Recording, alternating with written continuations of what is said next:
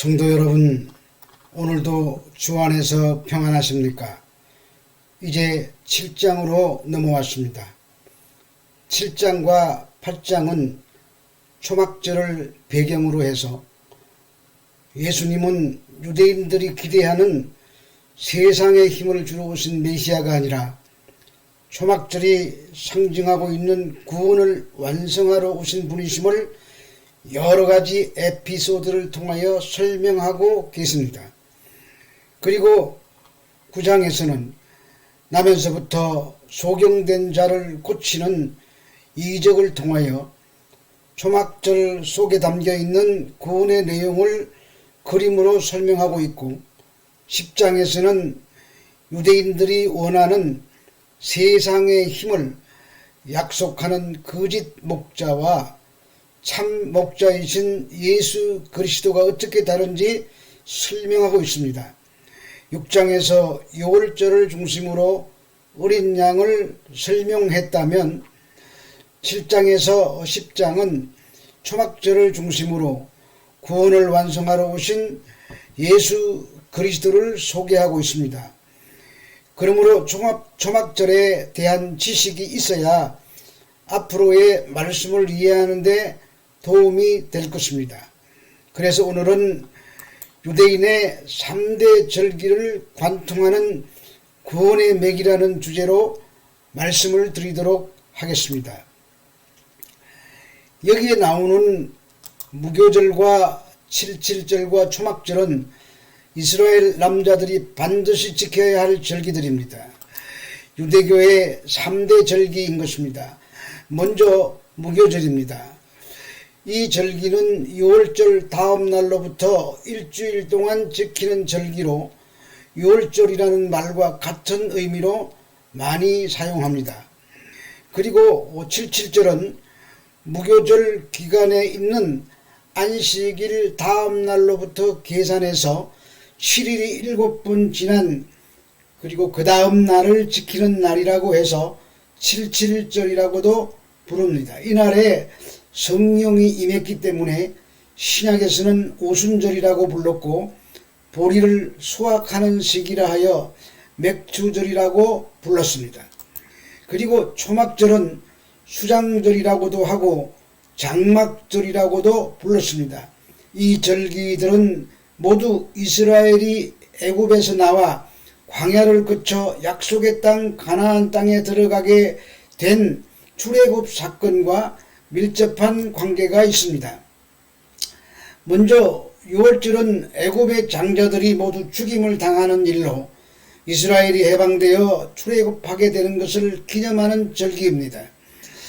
그 유월절에 이스라엘 백성은 점도 없고 흠도 없는 어린 양을 잡아서 머리와 내장까지 완전히 다 먹도록 했고, 남는 것은 다음 날까지 두지 말고 다 불태워 없애도록 했습니다. 그것은 어린 양이신 예수 그리스도의 순환과 온전한 죽음을 상징하는 것입니다. 그리고 무교병을 먹으라고 했는데, 무교병이란 누룩을 넣지 않은 떡을 말합니다. 이는 출애굽이 너무 급박해서 누룩을 넣어 발효시킬 시간이 없었기 때문이며, 또 누룩은 죄를 상징하는데 구원받은 이스라엘 백성들이 죄 없는 백성이 될 것을 상징하기 위해서 무교병을 먹으라고 한 것입니다. 그리고 썬 나물도 함께 먹게 했는데, 이 썬 나물은 이스라엘 백성들이 애굽에서 겪은 고난과 수치를 의미하는 것입니다. 그러므로 이스라엘 백성들은 유월절을 지낼 때마다 무교병과 썬 나물을 양과 함께 먹으면서 애굽의 고난과 수치를 떠올리고 그 속에서 건져주신 하나님의 은혜에 감사하고, 그러한 죄악된 세상 속에서 빠져나오는 일이 얼마나 긴박한 일이었는지도 되돌아보는 계기가 되는 것입니다. 그래서 하나님의 은혜로 말미암아 자신들이 죄 없는 순결한 하나님의 백성이 되었음을 감격하는 절기였었습니다. 여기에 나오는 누룩은 모두 묵은 누룩 또는 악한 누룩이라고 하면서 누룩이란 모두 죄를 상징하는 떡이라는 의미를 가집니다. 그러므로 누룩이 들어간 유교병은 안 되고 누룩이 들어가지 않은 무교병을 먹어야 하는 것입니다. 그리고 6월절 어린 양은 예수 그리스도를 가리킵니다. 어린 양 예수 그리스도가 성도의 쓴 나무를 모두 짊어지고 죽어 먹혀버림으로 이스라엘이 순교한 누룩 없는 떡이 되는 것입니다. 사도 바울은 그렇게 어린 양 예수 그리스도의 죽음으로 쓴 나물 같은 세상에서 건져진 하나님의 백성들은 이미 누룩 없는 자로 새롭게 창조가 되었으므로 누룩 없는 자답게 묵은 누룩을 내버리고 순전함과 진실함으로 살아야 한다고 권고하고 있습니다. 이렇게 어린 양의 죽음으로 인해 쏜 나물의 상태에서 무교병의 상태로 재창조된 하나님의 백성들은 그의 남은 생애 동안 죄 없는 순결한 참 무교병, 즉 예수 그리스도를 계속해서 먹음으로 해서 순결한 하나님의 자녀로 성숙되어져 가야 하는 것입니다. 그런데 그 6월절이 구원의 종착역이 아닙니다. 그래서 하나님께서는 이스라엘 백성들에게 어디론가 급히 떠날 사람들처럼 지팡이를 잡고 서서 서둘러 먹게 하신 것입니다. 하나님은 이스라엘 백성들에게 먹을 것을 급히 먹고 어디로 떠나라고 말씀하십니다. 그것이 출애굽해서 홍해를 건너 광야를 지나가는 가나안 땅으로 들어가는 것입니다. 그런데 이스라엘이 40년간 통과하면서 지나야 했던 그 광야에서 해야 하는 유일한 일은 옛사람을 죽이고 새사람이 되어서 가나안 땅으로 입성하는 것입니다. 그래서 출애굽 1세대들이 광야에서 다 죽습니다. 그리고 출애굽 2세들이 살아서 가나안 땅에 들어가는 그림을 그리고 있는 것입니다. 따라서 성도가 6월절 어린 양이신 예수 그리스도에 의해서 구원을 얻은 뒤 새하늘과 새 땅에 들어가기까지 이 땅에서 해야 할 일은 옛사람이 죽고 새 사람으로 변화되는 것입니다. 그래서 점도 없고 흠도 없는 어린 양 예수 그리스도를 닮아가는 일입니다. 그것이 6월절이고 그것이 바로 구원입니다. 주님은 6장에서 바로 그 생명의 떡이신 6월절 어린 양이 자신이며 그 누룩 없는 생명의 떡을 먹은 자들은 이 세상에서 누룩 없는 무교병으로서의 삶을 추구하며 살아야 한다고 주지시켜 주신 것입니다. 그래서 6장이 6월절 얘기로 가득 차 있는 것입니다.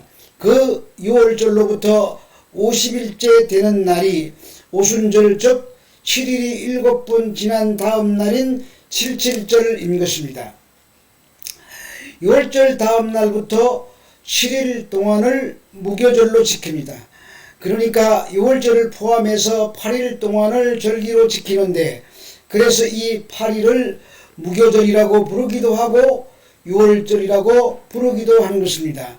무교절 절기 중에 첫 안식일 다음 날을 초실절로 지키는데 이날부터 7주가 지나고 그 다음 날 50일째 되는 날을 77절 또는 오순절이라고 부르는 것입니다. 즉 여기가 6월절이라면 6월절 다음 날로부터 7일 동안은 무교절로 지키는 절기입니다. 그 무교절 중간에 첫 이삭 드리는 날이 있습니다. 그 첫 이삭 드리는 날은 6월절 이후 첫 안식일 다음 날입니다. 이 날을 초실절이라고 합니다. 여기에서는 별로 표시되고 있는데 그 첫 이삭 드리는 날로부터 7주를 세워서 7번째 안식일 이튿날까지가 50일입니다. 하나님은 그날을 77절 즉 오순절로 지키라고 하십니다. 또한 그때는 보리가 추수되는 때이기도 해서 맥추절이라고도 부릅니다. 그리고 오순절은 출애굽 광야 사건에서 시내산 율법을 받은 날을 상징합니다. 하나님께서 시내산에서 이스라엘에게 율법을 주시며 그 법을 잘 지키라고 하시고 그때에 하나님으로부터 복을 얻을 수 있다고 말씀하셨습니다. 그런데 이스라엘은 그 법을 지킬 수가 없었습니다. 모세가 하나님으로부터 율법을 받아 내려오는데 이스라엘 백성들이 금송아지 우상을 만들어 놓고 이것이 우리를 애굽에서 인도하여 낸 여호와라고 하면서 섬기고 졌습니다. 그래서 모세가 하나님으로부터 받은 두 돌판을 깨뜨립니다.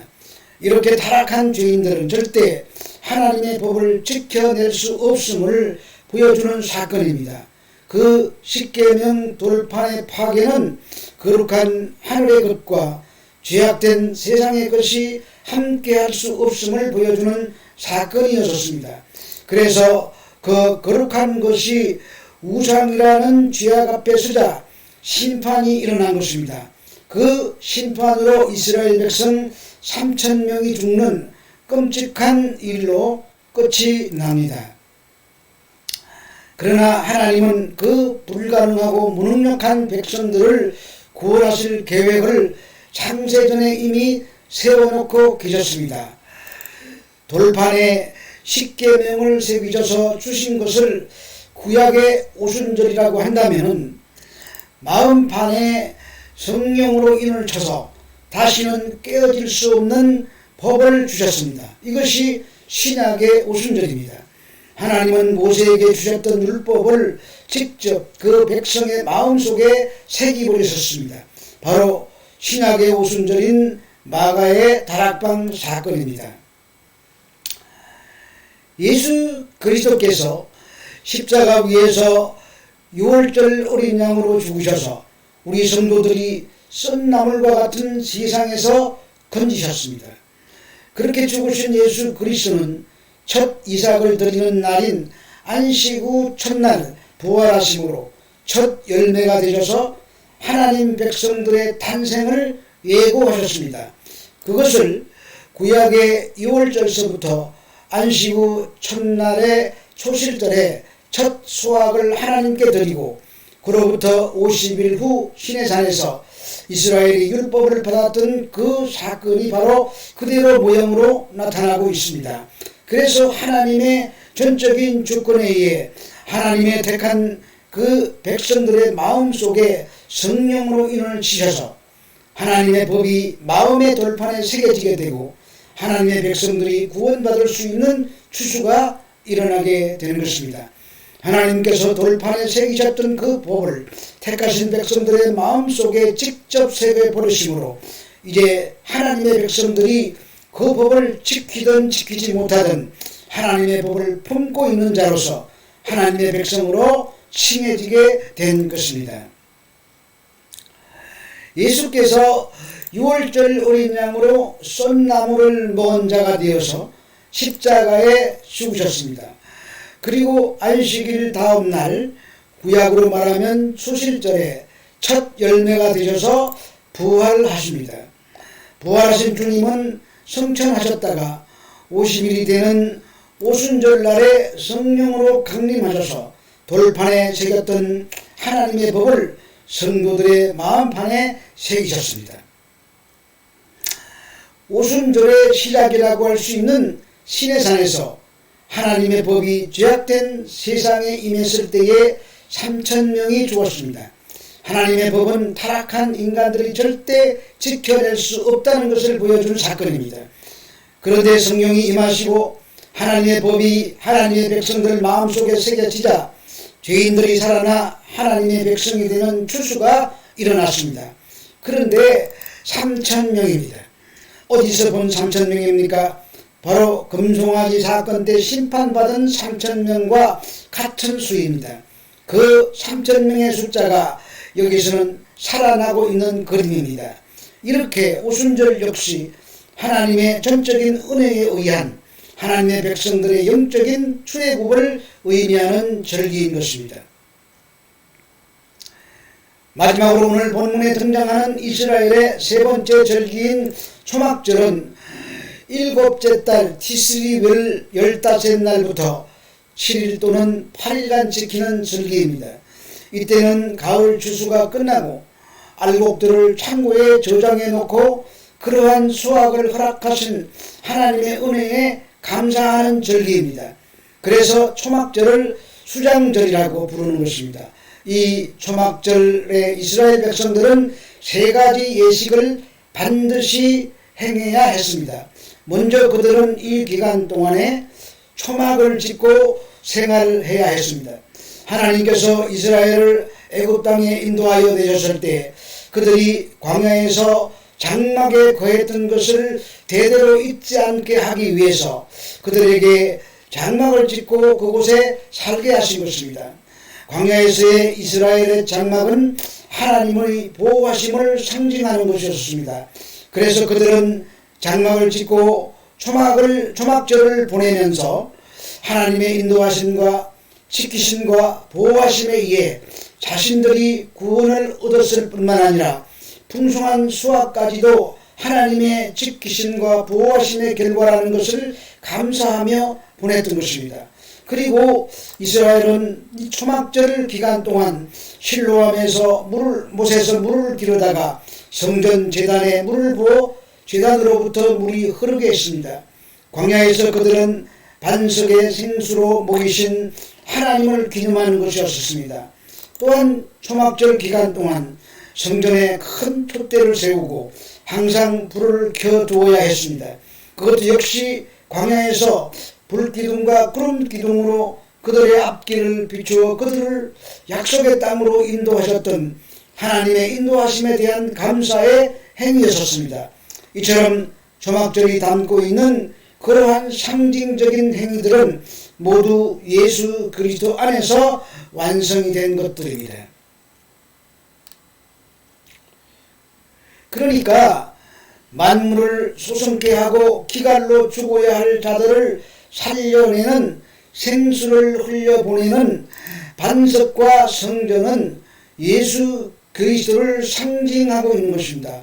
그렇게 초막절에 성전의 제단에서 흘려보내지는 실로암의 물은 예수 그리스도로부터 부어지게 되는 생명의 물이었던 것입니다. 그래서 우리가 공부하고 있는 초막절을 배경으로 하고 있는 그 요한복음 7장에 주님이 목마른 자들아 내게로 와서 마시라고 말씀하고 계시는 것입니다. 그 상황을 잘 그려보면 지금 이스라엘 사람들은 초막절을 지키느라 부지런히 실로암 냇물에서 물을 기르다가 성전 제단에 부르고 있었습니다. 그런데 주님은 그 앞에 서서 내가 바로 이 물이 상징하고 있는 생수의 근원이라고 말씀하시는 것입니다. 초막절에 성전을 밝히던 촛불 또한 예수 그리스도 안에서 완성이 되었습니다. 출애굽 광야에서 이스라엘을 밝히고 인도하던 불기둥은 하나님의 보호하심과 인도하심의 상징이었습니다.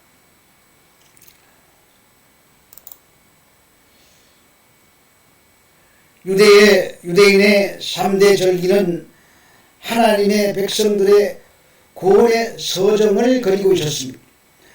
유월절은 어린 양의 피로 구원을 받고 출애굽하여 오순절 즉 7.7절 맥주절이라고 불리는 그날에는 성령으로 인치심을 받았으며 수장절, 초막절, 장막절이라고 부르는 그날에는 추수되어 천국 국간에 들어가는 메시지를 그리고 있습니다. 그러므로 3대 절기는 성도의 구원의 여정을 설명하는 그림인 것입니다. 이렇게 세 절기는 하나님의 백성의 영적인 구원의 모형으로서 하나님께서 그렇게 인도해 가고 계심을 확인시켜주고 있습니다.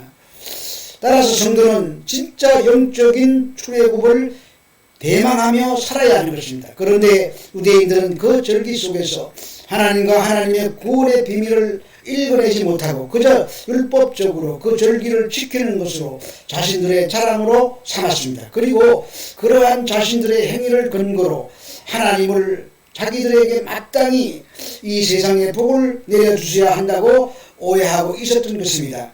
그래 주님은 6월절에 오병이어로 수만 명을 먹이시는 것을 시작으로 6월절의 참 의미를 설명해 주셨던 것이고, 초막절에 자신이 비치고 자신이 생수의 근원이라고 말씀하시므로 초막절의 주인이 누구이며 초막절을 누가 완성하는지를 밝혀내심으로 구원이 무엇이며 그 주체가 누구신지를 밝히고 계시는 것입니다.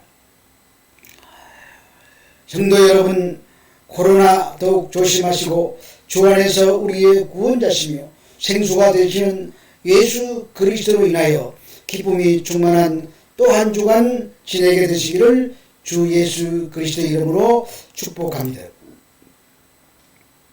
감사합니다.